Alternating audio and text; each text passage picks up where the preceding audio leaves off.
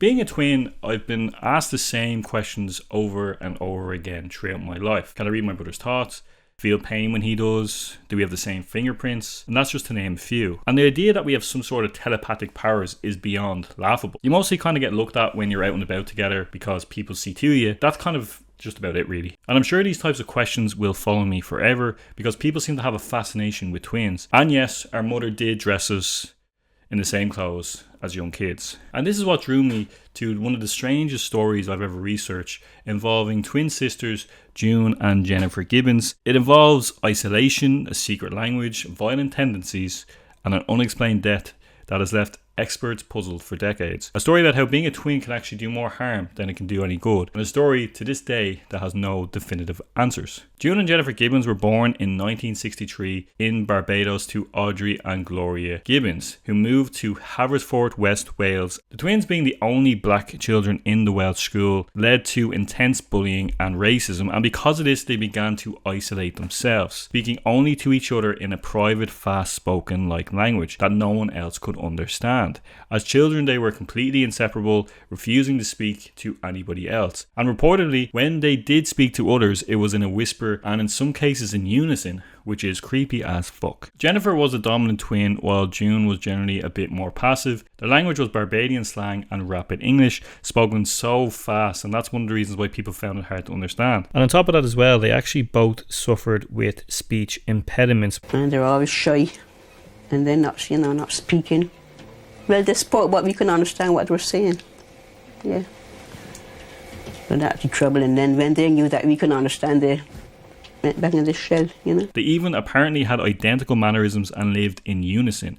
If one twin laughed, the other would laugh. They would copy each other's handwriting, making it difficult to tell who wrote what. It suggests to me that they saw themselves as two halves of one person rather than being two individual people. And take it from me, twins don't tend to be this extreme. Now, to try kind of help them, they were separated when one sister was moved to a boarding school and the other remained nearer to home. But June said that she stopped eating and speaking to people during this time, so the experiment had to be quickly abandoned. And although isolated and not talkative, they began to write in their early teens, beginning with diary entries with disturbing thoughts. They became obsessed with creating stories which were often about criminals, troubled teens, and had supernatural themes. By their mid-teens, they were writing entire novels and submitting them to publishers, and many of their stories always reflected around death, crime, and supernatural revenge, which kind of reflected their own psychological struggles. When they finished school at 16, the twins felt more isolated than ever before, feeling like that their own bedroom was like their prison. And by 1981, at 18 years of age,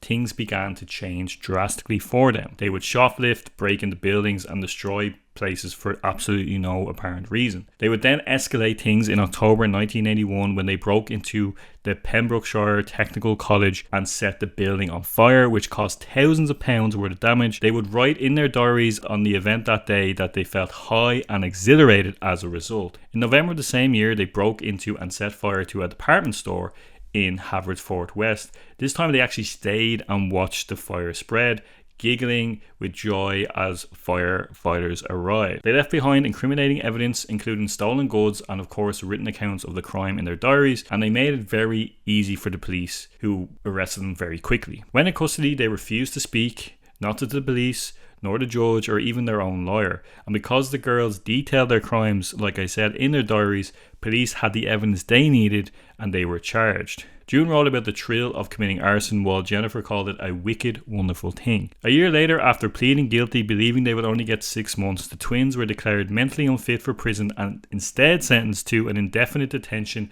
at Broadmoor Hospital, which was a high-security psychiatric facility. But journalist Marjorie Wallace, who reported on the case and followed their story throughout their lifetime, recalled important information from their diaries being omitted. She stated that there were these counts of arson, but what the people judging them didn't know is that before they set fire, they checked that there was nobody in the building. They would go on to be diagnosed with a psychopathic personality disorder labelled dangerous for their lack of remorse. They would spend the next 11 years of their lives in that hospital with some notorious criminals like Ronnie Cray of the Cray brothers and the Yorkshire Ripper. Though they were inseparable, the twins would also have a deep hatred for each other. Their diaries would reveal disturbing, violent thoughts, such as Jennifer wrote, for example, about wanting to kill June, saying, She's my shadow. She's the real evil one. She must die.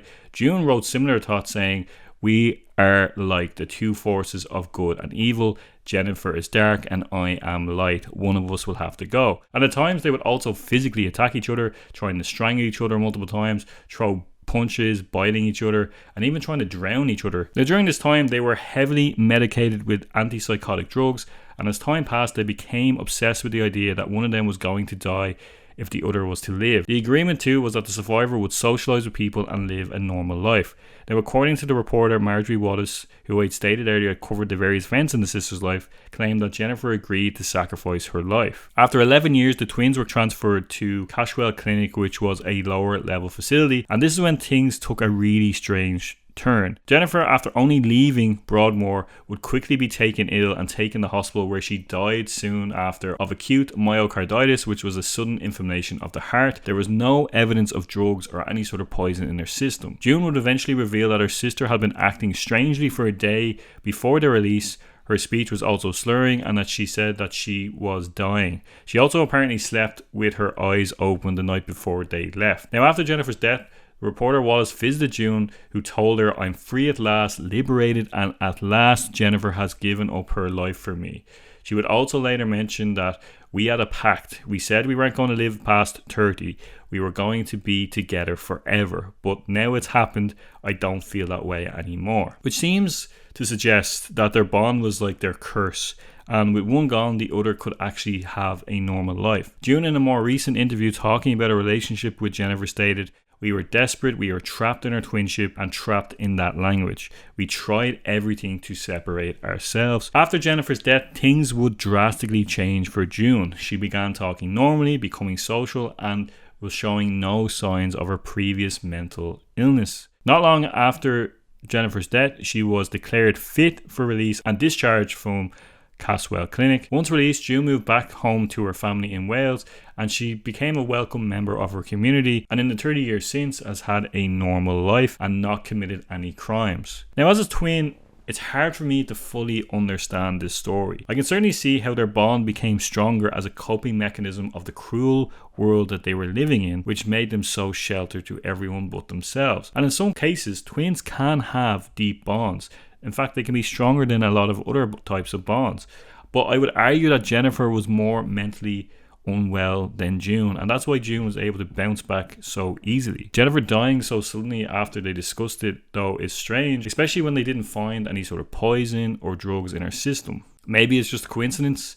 Maybe she was poisoned in a more undetectable, clever way that the doctors missed. As a twin, though, I will say it's vital to have your own independence and not let yourself be dependent on your brother and sister, to see yourself as your own individual person. And maybe that's why June was able to break free so easily, because for the first time in her life, she felt like an individual, felt like she was finally her own person. Now, the story of June and Jennifer Gibbons is still one of the most bizarre and chilling cases of twin psychology ever recorded, and it's one that I think sticks with me specifically because I am a twin. And although I can understand how you can have these deep bonds with your twin, I would also argue that the level at which they were connected to each other was beyond psychotic and beyond healthy. And I think when you're young, you do have that dependence and you feel like you need your twin, especially when you're like under the age of 10. But as you grow older, you learn to become more independent. And in fact, you want to be more independent because you don't want to just be seen as someone's twin. You want to be seen as your own person.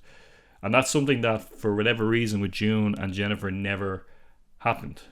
And I think the fact that Jennifer even stated she was going to die before she died is strange and completely unexplainable. Do I think it's supernatural? Fuck no. Definitely isn't supernatural, but it's certainly a strange, chilling story. And the fact that June has been able to live a very normal life since then is mind-boggling. And by the way, if any twin tells you that they can read their twin's mind or feel pain or any of the cliched twin telepathy bullshit that gets thrown around all the time, let me tell you from me, who is an identical twin, that they are full of shit. It does not exist, it is not true, and even in the case of Jennifer and June, they did not have those powers. But that's it, guys. Thanks so much for watching.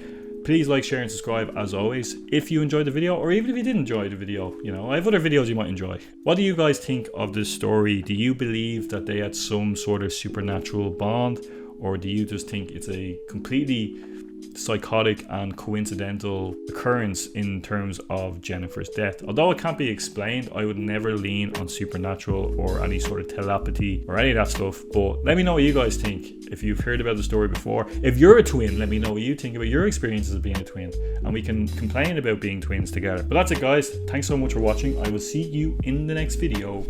Peace out.